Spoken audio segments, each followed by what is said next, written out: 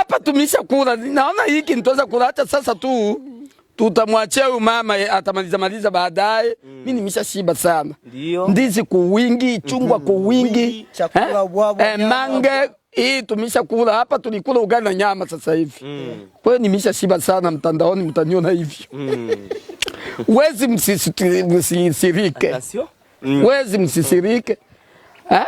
Basi acha niishie hapo, lakini ninachotaka kuongelea changu cha mwisho, nataka kusema sehemu inapolala wafu wa vijana sio sehemu nyinyi kuweka njoo kunyikwa choo. Sasa kule makaburini kuna ziko watu wa kila rika, wa Kongomani, Warundi, wa Nigeria, wa Senegal, hata pia na Watanzania wamezikwa pale. Tuache kunyamba sehemu ya makaburi, tukome na hilo. Hilo mimi siliachi kuliongelea. Kila siku yani sukari kuunga kwenye chai, chumvi kwenye mboga.